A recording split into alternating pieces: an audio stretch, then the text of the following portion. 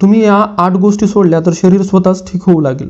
मित्रांनो, आजच्या काळात आपल्या आजूबाजूला प्रत्येक दुसरा माणूस कोणत्या ना कोणत्या आजाराने त्रस्त आहे. कोणाला डायबिटीज आहे, कोणाला ब्लड प्रेशर आहे, कोणी लठ्ठपणामुळे त्रस्त आहे, तर कोणाला सतत अंगदुखी आणि थकवा जाणवतो. आपण विचार करतो की कदाचित आपल्याकडे चांगले डॉक्टर नाहीत किंवा चांगली औषधं नाहीत, पण सत्य काही वेगळंच आहे. आज बहुतेक लोक आजारी आहेत कारण त्याच्यावर उपचार होऊ शकत नाही म्हणून नाही, तर ते अशा चुकीच्या गोष्टी सोडू शकत नाही ज्या त्यांना आतून कमजोर करत आहेत. मेडिकल सायन्स आणि मोठमोठे डॉक्टरसुद्धा हे मानतात की आपलं शरीर ही काही साधी मशीन नाही, हे एक असं अद्भुत यंत्र आहे जे स्वतःची दुरुस्ती म्हणजेच रिपेअरिंग करू शकतं. जेव्हा आपल्याला एखादी दुखापत होते तेव्हा शरीर ती स्वतःहून ठीक करतं, बरोबर ना? अगदी त्याचप्रमाणे जेव्हा आपण चुकीच्या गोष्टी खाणं आणि चुकीच्या सवयी सोडतो तेव्हा शरीरातील लिव्हर, किडनी, हृदय आणि आतडी स्वतःला पुन्हा ठीक करण्याची प्रक्रिया सुरू करतात. शरीराला ठीक करण्यासाठी सर्वात आधी औषधांची नाही तर नुकसान करणारी गोष्ट थांबवण्याची गरज असते, जे आपण रोजच्या आयुष्यात करत असतो. जर तुम्ही तुमच्या आयुष्यात फक्त या गोष्टी सोडल्या तर तुमचं शरीर स्वतःच ठीक होऊ लागेल. चला तर मग मित्रांनो, जाणून घेऊया त्या 8 गोष्टीबद्दल सविस्तर माहिती. बघा, नंबर 1, पांढरी साखर म्हणजेच व्हाईट शुगर. याला तुम्ही गोड विष म्हणू शकता. सर्वात पहिली गोष्ट जी तुम्हाला आजपासून सोडायची आहे किंवा अगदी कमी करायची आहे ती म्हणजे पांढरी साखर म्हणजेच व्हाईट शुगर. बरेच लोक म्हणतात आम्ही तर दिवसातून फक्त 2 कप चहा पितो किंवा थोडंसं गोड खातो, त्याने काही नुकसान होणार. पण मित्रांनो, ही पांढरी साखर फक्त गोड नसून हळूहळू परिणाम करणाऱ्या विषासारखी आहे. जेव्हा साखर कारखान्यात तयार केली जाते तेव्हा ती स्वच्छ करण्यासाठी आणि केमिकल्स आणि सल्फरचा वापर केला जातो. त्यामुळे त्यातील पोषक तत्व म्हणजेच चांगल्या गोष्टी नष्ट होतात. ही आपल्या शरीरात गेल्यानंतर सर्वात आधी आपल्या रक्ताला घट्ट बनवते. जेव्हा रक्त घट्ट होतं तेव्हा हृदयाला ते पंप करण्यासाठी जास्त मेहनत करावी लागते, ज्यामुळे ब्लड प्रेशर वाढतं. ही आपल्या शरीरातील इन्सुलिनची पातळी बिघडवते, ज्यामुळे डायबिटीज म्हणजे साखरेचा आजार आपल्याला होऊ शकतो. याशिवाय साखरेमुळे पोटात सूज आणि गॅस निर्माण होतो आणि आपल्या नसांना कमजोर करते. आज लिव्हरवर चरबी होण्याचा आजार म्हणजेच फॅटी लिव्हर वाढताना दिसतोय, यामागचं मोठं कारण हीच साखर आहे. साखर सोडल्यानंतर आपल्या शरीरात काय काय बदल होतात बघा. जर तुम्ही साखर सोडली तर फक्त 7 दिवसात तुम्हाला पोट हलकं वाटू लागेल, गॅस आणि ॲसिडिटी कमी होईल आणि शरीरातील एनर्जी वाढेल. 21 दिवसात तुमची शुगर लेवल कंट्रोलमध्ये येऊ लागेल आणि शरीरातील अंतर्गत सूज कमी होईल. तर मित्रांनो, आजपासून तुम्ही साखर घेण्याची तुमची सवय कमी कराल की सोडाल हे आम्हाला कमेंटमध्ये नक्की सांगा. मग तुम्ही साखरेच्या जागी काय वापरायचं बघा. तुम्ही साखरेच्या जागी थोड्या प्रमाणात चांगला गूळ किंवा अस्सल मध वापरू शकता, हे शरीरासाठी फायदेशीर आहे. नंबर 2 बघा, रिफाईंड तेल म्हणजेच रिफाईंड ऑइल. दुसरी अशी गोष्ट जी आपल्या स्वयंपाकघरातच बसून आपल्याला आजारी करत आहे ती म्हणजे रिफाईंड तेल. एक जुनी म्हण आहे, तुम्ही जसं तेल खाल तसंच रक्त तुमच्या नसांमध्ये वाहेल. आजकाल बहुतेक घरांमध्ये refined sunflower oil, soybean oil किंवा पाम ऑइलचा वापर केला जातो. तुम्हाला माहिती आहे का, रिफाईंड तेल तयार कसं होतं? हे तेल खूप जास्त तापमानावर उकळलं जातं आणि त्यातील वास आणि चिकटपणा काढण्यासाठी विविध प्रक्रिया आणि केमिकलचा वापर केला जातो. या संपूर्ण प्रक्रियेनंतर जे तेल उरतं त्यातील पोषण मूल्य कमी होऊ शकतं.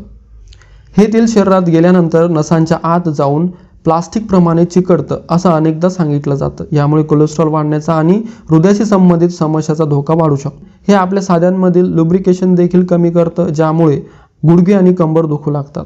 याचा पर्याय काय बघा, जर आपण रिफाईंड तेल वापरायचं नसेल तर आपल्या पारंपरिक पद्धतीकडे वळता येईल.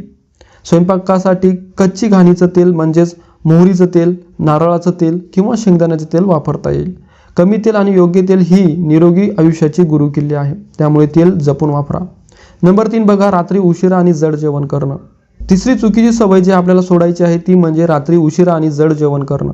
ही अशी चूक आहे जी आपल्यापैकी अनेक जण दररोज करतात. दिवसभराच्या धावपळीनंतर आपण रात्री निवांत बसतो आणि डाळ, भात, पोळी, भाजी, गोड पदार्थ किंवा दूध असं भरपेट जेवण करतो आणि त्यानंतर लगेच काय करतो, झोपतो. मित्रांनो, रात्री उशिरा जड जेवण केल्यामुळे पचनावर परिणाम होऊ शकतो. जेव्हा तुम्ही रात्री जड जेवण करून लगेच झोपता तेव्हा पचनसंस्थेला काम करावं लागतं. यामुळे सकाळी उठल्यावर गॅस, ॲसिडिटी आणि अस्वस्थता जाणवू शकते. रात्री उशिरा आणि जास्त खाल्ल्यामुळे वजन वाढण्याचाही धोका वाढू शकतो. योग्य नियम काय आहे बघा, प्रयत्न करा की रात्रीचं जेवण झोपण्याच्या आधीच कमीत कमी 2 ते 3 तास आधीच करून घ्या. रात्रीच्या जेवणात भाज्यांचं सूप, हलकी खिचडी किंवा उकळलेल्या भाज्यांसारख्या हलक्या पदार्थाचा समावेश करा. रात्री खूप जड जेवण करणं टाळा. नंबर 4 बघा, पॅकेटमधील आणि प्रोसेस्ड फूड. चौथी गोष्ट जी आपल्या आयुष्यातून कमी करायची आहे ती म्हणजे पॅकेटमधील आणि प्रोसेस्ड फूड. आजच्या आधुनिक आयुष्यात आपण सोयीच्या नावाखाली अनेकदा चुकीचे खाद्यपदार्थ निवडतो. पॅकेटमध्ये येणाऱ्या गोष्टी जसं की चिप्स, नमकीन, इन्स्टंट नूडल्स, फ्रोझन फूड किंवा रेडी टू ईट फूड या सगळ्यांचा प्रोसेस्ड फूडमध्ये समावेश होतो. या पदार्थामध्ये जास्त प्रमाणात मीठ, साखर, फॅट आणि इतर प्रक्रिया केलेले घटक असू शकतात. हे पदार्थ चवीला चांगले लागतात, पण त्याचं सेवन वारंवार आणि जास्त प्रमाणात केल्यास आरोग्यावर परिणाम होऊ शकतो. हे प्रोसेस्ड फूड आपल्या आतड्यांच्या आरोग्यावरही परिणाम करू शकतं. परिणामी पचनसंस्थेवर परिणाम होऊ शकतो आणि एकूण आरोग्यावरही त्याचा परिणाम जाणवू शकतो. पॅकेटमधील अन्न सोडल्यानंतर काय बदल होईल बघा.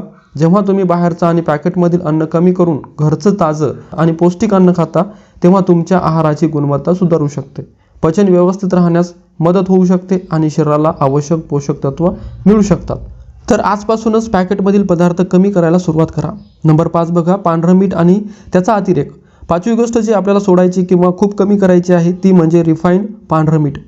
आपण जे पांढरं आणि बारीक मीठ बाजारातून आणतो त्यामध्ये मुख्यतः सोडियम क्लोराईड असतं. जेव्हा आपण जास्त प्रमाणात मीठ खातो किंवा वरून सॅलड आणि रायत्यावर मीठ टाकतो तेव्हा शरीरात पाणी साचण्याची समस्या होऊ शकते. यामुळे शरीरात जडपणा जाणवू शकतो. सर्वात मोठी गोष्ट म्हणजे जास्त सोडियम घेतल्यामुळे ब्लड प्रेशर वाढण्याचा धोका वाढतो. हाय बीपीचा हृदय आणि किडनीवर परिणाम होऊ शकतो. याशिवाय पॅकेटमधील पदार्थ आणि फास्ट फूडमध्येही मोठ्या प्रमाणात मीठ असू शकतं. याचा पर्याय काय बघा, जास्त मीठ खाणं टाळा. आपल्या आहारात मिठाचं प्रमाण मर्यादित ठेवा. सेंद्रिय मीठ म्हणजेच रॉक सॉल्ट किंवा काळं मीठ वापरलं तरी तेही मर्यादित प्रमाणातच वापरावं. नंबर 6 बघा, मैदा आणि पांढरी ब्रेड. रिफाईंड फ्लॉवर म्हणजेच मैदा. 6वी गोष्ट जी तुम्ही कमी केली पाहिजे ती म्हणजे मैदा आणि त्यापासून बनवलेल्या गोष्टी जसं पांढरी ब्रेड, पिझ्झा, पास्ता, भटुरे आणि बिस्किट. मैदा हा गव्हापासूनच तयार होतो, पण गव्हातील कोंडा आणि इतर भाग काढून त्यावर प्रक्रिया केली जाते. त्यामुळे मैद्यामध्ये संपूर्ण गव्हाच्या तुलनेत फायबर आणि इतर पोषक तत्व कमी असतात. मैद्यापासून बनलेल्या पदार्थाचं जास्त सेवन केल्यामुळे बद्धकोष्ठता आणि वजन वाढण्यासारख्या समस्या होऊ शकतात. त्यामुळे रक्तातील शुगरही वेगाने वाढू शकते. त्यामुळे लठ्ठपणा आणि डायबिटीसचा धोका वाढू शकतो. मैदा सोडण्याचे फायदे बघा. जेव्हा तुम्ही मैदा कमी करून कोंडायुक्त गव्हाचं पीठ, बाजरी, नाचणी किंवा ज्वारीसारख्या पदार्थाचा आहारात समावेश करता तेव्हा तुम्हाला अधिक फायबर मिळू शकतं. यामुळे पचनसंस्था निरोगी ठेवण्यास मदत होऊ शकते. नंबर 7 बघा, जेवल्यानंतर लगेच पाणी पिणं. Drinking water after meal. 7वी गोष्ट कोणताही खाद्यपदार्थ नाही, ती म्हणजे जेवल्यानंतर लगेच किंवा जेवताना मोठ्या प्रमाणात पाणी पिणं. आजकाल बऱ्याच लोकांची सवय असते की जेवण झालं की लगेच 1 किंवा 2 ग्लास थंड पाणी पितात. मित्रांनो, जेवल्यानंतर पाणी पिल्यामुळे पचनशक्ती नष्ट होते किंवा अन्न पोटात सडतं असा दावा अनेक ठिकाणी केला जातो. मात्र प्रत्यक्षात शरीराची पचनसंस्था त्यापेक्षा अधिक गुंतागुंतीची आहे. जेवताना किंवा जेवल्यानंतर तहान लागली असेल तर आवश्यक तेवढं पाणी पिणं योग्य आहे. योग्य नियम काय आहे बघा याचा. जेवणाच्या आधी पाणी पिऊ शकता. जेवताना घसा कोरडा पडला किंवा अन्न गिळताना त्रास होत असेल तर आवश्यक तेवढं पाणी पिऊ शकता. फक्त एक गोष्ट लक्षात ठेवा, दिवसभर पुरेसं पाणी पिणं महत्त्वाचं आहे. नंबर 8 बघा, रात्री उशिरापर्यंत जागणं आणि अपुरी झोप. हे देखील एक खूप महत्त्वाची गोष्ट आहे. 8वी आणि शेवटची गोष्ट जी आजच्या पिढीची मोठी समस्या बनली आहे ती म्हणजे रात्री उशिरापर्यंत जागणं आणि झोप पूर्ण न करणं. आजकाल मोबाईल आणि सोशल मीडियाच्या नादात अनेक जण रात्री 12, 1 किंवा 2 वाजेपर्यंत जागत राहतात. आपण विचार करतो की रात्री उशिरा झोपलो आणि सकाळी उशिरापर्यंत झोपलो तर पूर्ण झोप होईल. तर मित्रांनो, शरीरासाठी फक्त झोपेची वेळच नाही तर झोपेची गुणवत्ता आणि नियमित वेळापत्रक देखील महत्त्वाचं आहे. आपल्या शरीरात एक बायोलॉजिकल क्लॉक म्हणजे शरीराचं नैसर्गिक घड्याळ असतं. रात्री शरीर विश्रांती घेतं आणि अनेक महत्त्वाच्या प्रक्रिया सुरू असतात.